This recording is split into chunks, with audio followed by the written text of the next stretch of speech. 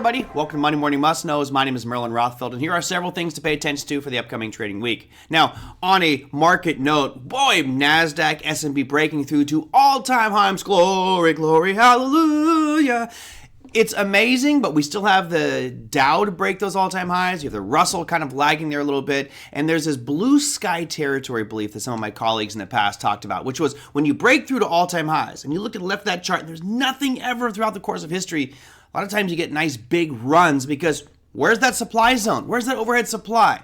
Well, there isn't any. So what may turn some of it is economic data, and that's what we're going to get into right now. We're going to start things off with the earnings calendar. Now, last week we had like 290 companies. This week it gets much better. You have 442 companies reporting earnings this week, and I couldn't even fit all the big names on the chart. Let's start things off on Monday with United Airlines and Logitech. Now, of course, United Airlines and a lot of the airlines reporting this week. That's going to be interesting because of what happened with Spirit Airlines last week, down like 70-80%, rallied back up a little bit on Thursday and Friday. But man, what an ugly run for Spirit Airlines on that merger breakdown with JetBlue. We'll see what happens with these other airlines. Do they benefit from it? I don't know, but the markets are reporting earnings all week. So we'll start things off there with United Airlines and Logitech. On Tuesday, the big daddy. Now it's only a couple $100 billion market cap, but Netflix reporting earnings. You've got GE, Verizon, Lockheed Martin, Johnson & Johnson, Procter & Gamble. But honestly, you've got Halliburton, 3M, Intuitive Surgical, D.R. Horton, PACCAR, all of those reporting on Tuesday. It is a huge day on Tuesday. Wednesday brings some other familiar names. Of course, Tesla, IBM, Abbott Labs, Lam Research, AT&T, The Progressive, and Freeport-McMoRan for those of you who are looking at some maybe bargain hunting on some of these metals that have been beaten down. And on Thursday, it keeps going. Intel, Visa, Western Digital, Valero, Northrop Grumman, Next Era Energy, and Union Pacific, as well as Alaskan Airlines and American Airlines, as well as Southwest Airlines on Thursday. So big airline week, particularly for Thursday. And finally, rounding things out on Friday, you got American Express and Colgate-Palmolive. I mean, wowzers, a lot of big names in there, particularly with the airline stocks, but you also have some of those FANG, or now they're calling the seven, Magnificent Seven, with Tesla and Netflix reporting earnings. So let's move away from the earnings counter, which of course could be a big driver for some of these companies. We're going to shift over to central banks. Now, the U.S. doesn't have anything for a while with regards to our central bank or rate announcements,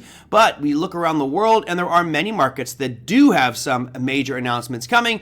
We start things off with the Bank of Japan. Now, that may happen. Bank of Japan is always a tentative announcement. That is tentative for Monday. Expectations are they're going to stay right where they're at negative 0.1. And I just struggle to understand how they can keep their rates at negative 0.1 for so long when most of the developed world has been raising their rates aggressively to fight inflation. How do you keep them that low and not have inflation?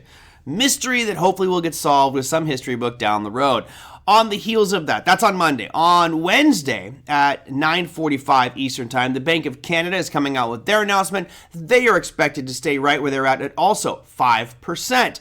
But wait, we're not done. We also have the ECB, the European Central Bank, on Thursday at 8:15 a.m. Eastern Time will be making their announcement, and they are expected to stay right at 4.5% as well. So all three of these staying right where they are at currently. For those of you who are Forex traders, you know we've seen some wild moves, particularly in the USD JPY, but that US dollar's been all over the place. The Euro's had some nice fluctuations. So any one of these announcements could create significant waves in your specific market that you are looking at with regards to currencies.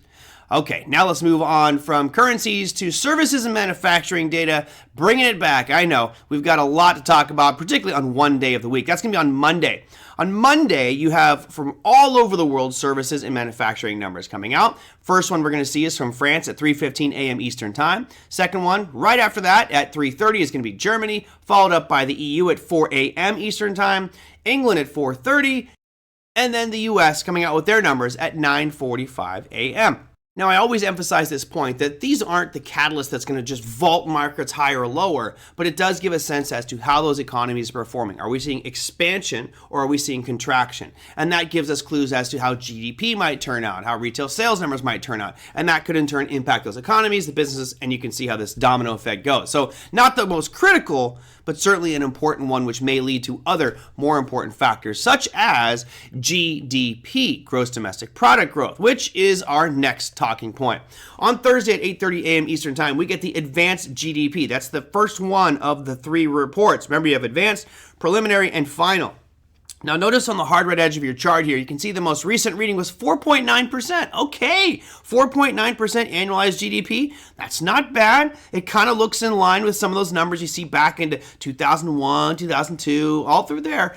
But lo and behold, what are the expectations? Well, on Thursday at 8:30, the number comes out, and watch the red line coming in from the right-hand side of your screen. This is the expectation right now. We're at 4.9, and they are expecting, 2. That I actually highlighted going back 3 months. If you go back 3 months, you see that little tiny gold caps blue bar there. That's 2%.